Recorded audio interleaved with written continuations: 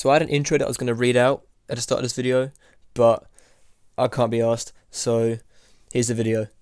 All I'm going to be doing in this series of videos is just watching everything wrong with the Walking Dead game, doing season 1, 2 and 3. They haven't made season 4, which I don't think they're going to do, but if they do I'll cover that as well eventually. But I'm starting with season 1, and all I'm going to be doing is going over every single little thing that they do and they say is wrong with the game, and either agreeing or disagreeing with them. For the most part, I really enjoy these kind of videos. They're quite actually funny, but I have a problem with a few things that they say, and I just want to pick out those issues and kind of rebuttal them. To make this video as clear as possible, all I'm going to be doing is either, if I disagree with the sin, I'll rebuttal it, I'll stop the video, and then I'll explain why it's wrong. If I agree with it, I'm just going to let the video continue playing.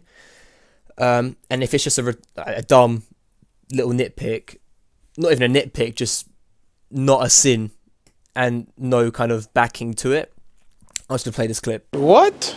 Reading. In a series of games where the main core gameplay consists of interacting with other characters and reading dialogue, I don't think reading is a sin in a game. Game allows you to break the narrative by skipping ahead during chapter select. Skipping ahead during chapter select is for the convenience of the player. If I wanted to replay an episode, say episode 4, with different choices, I sure as shit wouldn't want to replay through the whole first 3 episodes, which range from about 1.5 to 2 hours each, just to get there. Boy, this highway sure looks a lot different than it does in the comics and the television series. Now, I don't know much about the Walking Dead lore, so to say, so I could be wrong, but who's to say they're the same highway? Way to keep those racial stereotypes alive, Telltale. I think Lee being black has more to do with the fact that his voice actor, Dave Fennoy, is also black, not because he starts the game heading to jail. I mean, okay. Looping scenery. If you play this episode, you would know that that road has to be looping, otherwise you'll eventually come to a stop and reach the end of the road, because you could just not interact with the game at all and the car will just keep driving. Fuck the police. What? Hand-holding. The game has to handhold you because this is most people's first ever Telltale game, and the majority of people who've played this game were not used to their style of game before playing this. Riot in progress. All officers are available for incoming 217. Rolling calls to dispatch to all locations. Good job at ignoring the obvious imminent threat, asshole. Any decent human being would be like, oh shit, the whole world is going to hell around us. I should probably check up on my friends and family to make sure that they're alright. Ha, not this guy. Who's to say this guy has any friends or family? He could just be a lonely old man who doesn't give a fuck about anyone anymore. I'm driving this man once. He was the worst one. He wouldn't stop going on about how he didn't do it. He was an older fella, big soft eyes behind a pair of smart folk glasses. Haha, comic book inside reference. How is a reference back to the original material that the game is based on a sin? Any of that seem important to you? All of it. But that box never shuts up. This cop is still ignoring the obvious. We get that you don't like the fact that the cop's ignoring the radio, but you don't have to sin it twice. Apparently, gravity ceases to exist in video game car crashes. So we're 10 sins in, and we've come to the first sin I actually agree with. That car crash is way too long. What the hell caused that wound? These windows are still intact, so it can't be from shards of glass. Maybe it's just a plot wound. Who knows? I mean, it could be the broken bars behind him. I mean, broken metal does tend to be quite sharp. Oh, that doesn't look good. Take a look at the blood trail leading up to his body, Lee. That ought to give you a hint. I'm not sure how a character pointing something out is a sin.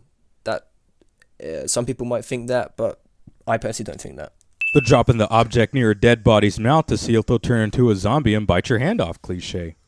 Most of the cliches that I see in this video, I'm just going to leave in because cliches have been overdone to death. But if the cliche makes sense, then I'm going to not let it slide. The failing to reload a weapon when preparing to combat a zombie cliche. Well, I think the fact that a thought to be deceased person came back to life and just tried to kill him kind of makes sense as to why Lee was panicking and couldn't reload the gun properly the first time. Lee tosses a viable weapon during an apocalypse. Who cares if it's out of ammo? There's always a possibility that you'll find ammo later on. You could argue that Lee had no idea that the situation would get as bad as what actually did, like the whole apocalypse thing. You could also argue that Lee was incarcerated on his way to prison for a double murder, so I don't think he'd really want local people seeing him running around with a shotgun in his hand. Are you dead? Hey! Are you dead? Well, Lee, you blew a man's head off with a shotgun. Take a wild guess. I don't think that line was added because Telltale genuinely thought that people would think that that cop wasn't dead. Hey, look, it's the plot fence. It's not really a plot fence if it's meant to be there. Like, the fence is there to stop people and animals from just walking into somebody's back garden, not for the sake of the plot. This unnecessarily wide camera angle. I think the camera angle is quite necessary, and I think it's actually done really well. The cinematography of the camera, like, zooming out as Lee's shouting for help, just shows how isolated he is in that neighborhood. I'd fill one of those teacups with some bourbon if I could. I'm a little teapot, short and stout. Here's my handle, here's my spout. What? Maybe I should just check inside the house through the glass door. Lee gets a gold star for pointing out the obvious. Lee only points out the obvious when you interact with that gate, and he does so the player knows what the scene's objective is. We go from daytime to dusk in a matter of seconds. I'm not an intruder. Technically you are an intruder. Technically he's not an intruder, because an intruder is somebody who intrudes, obviously, especially into a building with criminal intent. So unless Lee has criminal intent, he's not an intruder. Lee slips on a clearly obvious puddle of blood. Where the hell did this walker come from? It was nowhere to be found when you were scouting the place earlier. That fall would have killed him, or at the very least incapacitated him long enough to get eaten. Meaning, Game over. out of all the baseball caps that Clementine could wear, she picks the one that resembles the Arizona Diamondbacks. Trust us, people, we're from Arizona, and we know how much the Diamondbacks suck. That World Series win back in 2001 was a fluke. If you're familiar with the Walking Dead game in the slightest possible way, then you know how iconic that hat becomes later on in the season. So, yeah, I'm not saying this is wrong, but it's a bit dumb. Man, Lee, it's amazing how you're able to push that car with your injured leg. Considering he's been attacked by a group of walkers, I think it's safe to assume that his flight or fight response system has kind of kicked in and created enough adrenaline for him to numb that pain so he can actually live. Gee, how far away was that farm? It took them all evening to get there. Unless, of course, you were a bunch of dumbasses like us and waited till the evening to get a move on. The time between dusk and, like, pitch black night isn't that long, especially if it's, like, winter. So it's safe to assume that the farm isn't that far away. Herschel is a terrible doctor. He doesn't even use antiseptic before wrapping Lee's wound. You and your daughter are welcome to rest there. We already mentioned that she's not Lee's daughter. Oh, not his daughter. He's the babysitter. You can probably blame this on the fact that Herschel's an old man who just completely negates what anybody says to him. We gotta reinforce the fence around the farm. That doesn't seem necessary. Herschel thinks that a fragile picket fence is going to stop a legion of the dead. If you go at nighttime and Sean's friend Chet dies, then Herschel will actually agree with Sean in this specific scene. But because Herschel hasn't seen anything of the Walking Dead, of the walkers, for himself, then he doesn't believe that they're much of a problem. Bed covers that aren't used. If you've ever tried to wear bed covers whilst wearing clothes, it's not comfortable, and I'd rather sleep in clothes with no bed covers than with clothes and bed covers. And I don't suppose Lee or Clem really want to be stripping and getting into bed covers at a barn that they've just got to, and have been at for about 20 minutes. Duck. Worthless. What? I'm a commercial fisherman, catching mackerel, dolphin. Kenny hunts dolphin. What? Oh man, look at those uneven textures. This information is pointless since Sean will die in a matter of minutes. Random hammering sound effect. I don't know who you are or what you did, but you better become a better liar, and fast. Herschel will call you out for lying even if you told him the truth. No, he doesn't. I don't know who you are or what you did, Let's say things don't get better back in... Gee, I know it's for the sake of the plot, but how did Sean nor Duck not notice walkers approaching the farm? The frickin' walkers! It's not like they could have snuck onto the farm. Well, this is as far as we're going. What? You didn't bother to get gas? They probably did, and they probably ran out. More teleporting walkers. Is there any real reason Duck didn't get bit here, other than for the sake of the plot? Glenn! Okay, so when there's a character from the comics who's now in the game, that's okay. That's mine as a sin. But if there's a reference to the comic, nah, that's a sin. That's uncalled for. That's not okay. We're just regular folks, but we actually like helping people. Yeah, except for that one time where you left Sean to die. When I say that door stays shut no matter what, I fucking mean it. They would have died out there. Then we let them. We have to end this now. Over my dead body. We'll dig one hole. We'll get this kid out of here. Gee, can we make it any more obvious that you two are the assholes of the group? They will find us, and they will get in here, and none of this will fucking matter. So why exactly are you guys still here? Oh, I don't know. Maybe because if they were to go outside where all the dead people are, then they'll die. Really? All this time in the pharmacy and you didn't notice a walker inside of the bathroom? The asshole character has an insert medical condition here to see if you'll end up giving a damn about them later on, cliche. What's your name? It's Lily. My dad's Larry. It's Doug. And I'm Carly. Roll call. What? So, Are you okay? what? Yeah, I'm fine. I'm good.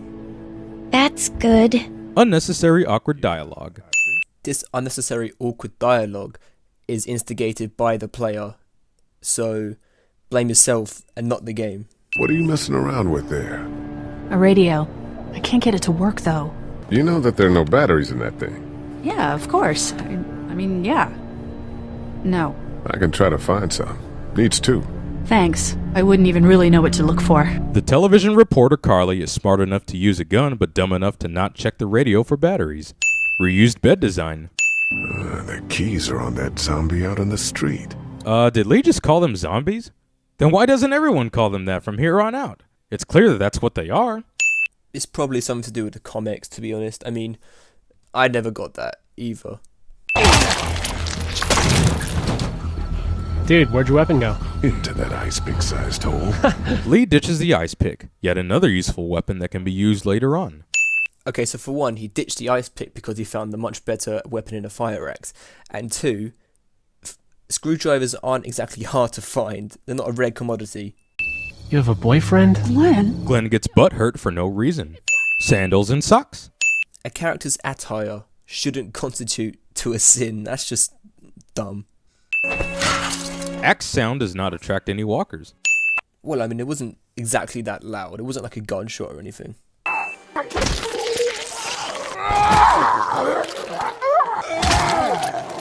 Well, Lee was swinging that axe pretty good earlier on, but now we have to make him struggle for the sake of emotional crisis because it's his brother.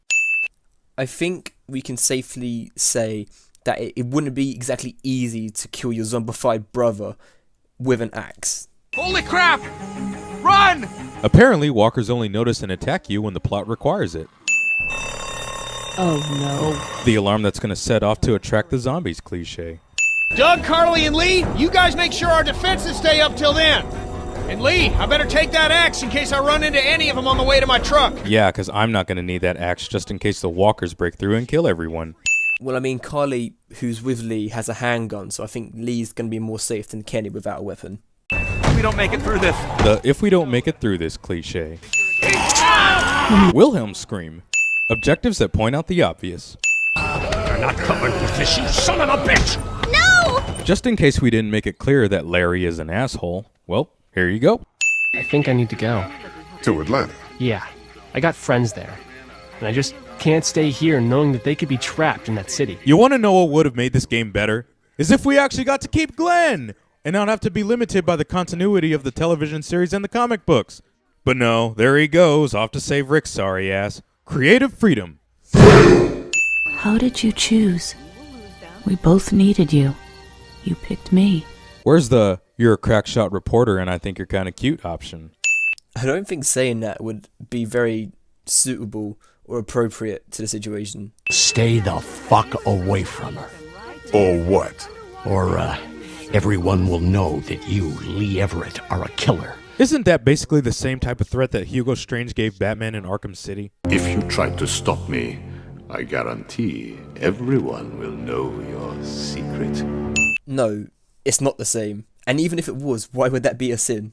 That guy Doug is dead because of me. No, he's not. He's dead because he left you for no reason other than to give you that forced decision for the sake of the plot. You know, guys, I think it's going to be okay. The "it's gonna be okay" when it's really not cliche. And that is the end of episode 1. As you can see, there's a lot of things that I agree with in terms of things wrong with the game. Like, you'll find during that first episode, there'd be multiple sins on top of each other, back to back, that I'd just be like, yeah, that makes sense. But there's a lot of things he says as well which are very contradictory and just stupid, to be honest. There's a lot more episodes to cover. If you want me to do that, then I don't know, like the video. I don't fucking know. I'm not trying to turn into one of those fucking weirdo vlog channels like smash like for free V-Bucks. But that's what I'm gonna do. So if we can reach 1 trillion likes, then I'll give away 5 V-Bucks.